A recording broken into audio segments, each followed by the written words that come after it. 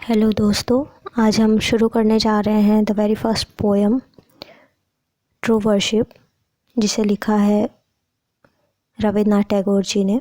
इस पोएम के साथ साथ हम इसके बीच की छोटी मोटी इन्फॉर्मेशन जो होगी वो भी साथ साथ करते जाएंगे, सो डोंट वरी। सबसे पहले आप ये नोट डाउन कर लो कि ये पोएम पब्लिश कब हुई थी। तो पब्लिश डेट है इसकी 1931 और ये पोएम लिखी गई थी रविन्द्रनाथ टैगोर जी के द्वारा 1915 में। अगर हम देखें कि ये पोएम आई कहाँ से, तो this poem is taken from Rabindranath Tagore ji की रचनावली से। जेनर की अगर हम बात करते हैं तो जेनर है पोएम ट्रू वर्शिप का रिलीजियस, ठीक है। और अगर हम बात करते हैं कि ये पोएम इंस्पायर्ड कहाँ से है, तो ये पोएम इंस्पायर्ड है कबीरदास जी से।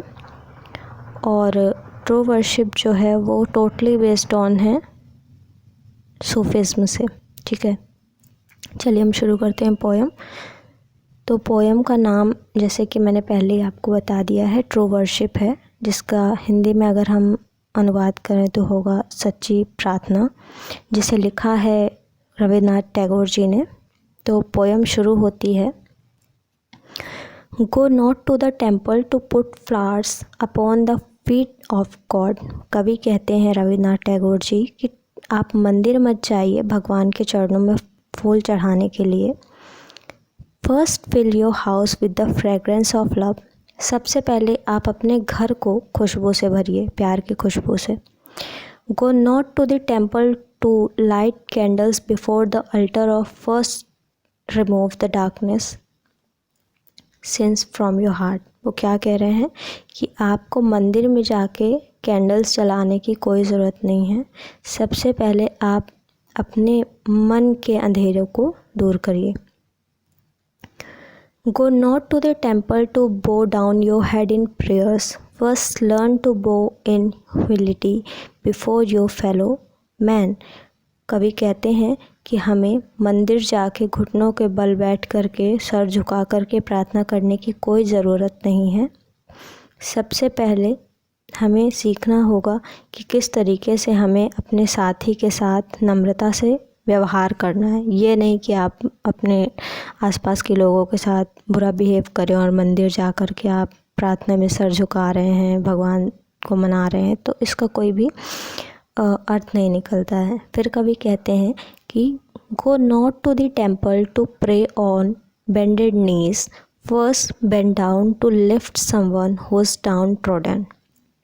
कवि कह रहे हैं कि आपको मंदिर जा कर के घुटनों के बल बैठ कर के प्रार्थना करने की कोई ज़रूरत नहीं है। सबसे पहले आप झुकिए उन लोगों को ऊपर उठाने के लिए, to lift someone who is downtrodden, जो कि समाज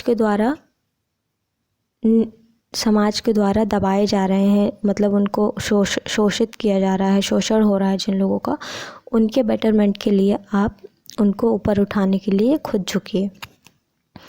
फिर कभी कहते हैं कि go not to the temple to ask for forgiveness for your sins. आप मंदिर जा कर के अपने पापों के लिए, अपने बुरे कामों के लिए जा कर के उसकी माफ़ी मांगने की कोई ज़रूरत नहीं है, जब तक कि आप अपने मन के अंधेरों को, अपने मन में दूसरों के लिए जो बुरी भावना है, सपोज़ आपको किसी ने कुछ कह दिया है और आपकी उससे लड़ाई है, कुछ भी है, तो आप उसके मन में उसके लिए अपने मन में बुरी भावना रख रहे हैं और भगवान से क्या चाह रहे हैं कि भगवान हमें माफ़ कर दो, हमने जो भी कुछ बुरा काम किया है। तो ऐसे नहीं है। पहले आप अपने मन से उन बुरे विचारों को हटाइए जो आपने दूसरों के लिए अपने मन में बना रखे हैं। So that's it. अब हम बात करेंगे कुछ वर्ड मीनिंग्स की, जो कि पोएम में वर्ड्स आए हैं। तो फर्स्ट वर्ड है फ्रेग्रेंस। फ्रेग्रेंस का मतलब होता है अ प्लीजेंट स्मेल, यानी कि भीनी भीनी अच्छी सी खुशबू जो होती है ना, वो जैसे कि रोज़ की होती है, किसी फ्लावर की आप देखेंगे तो एक स्पेशल फ्रेग्रेंस होता है, मीठी सी खुशबू होती है।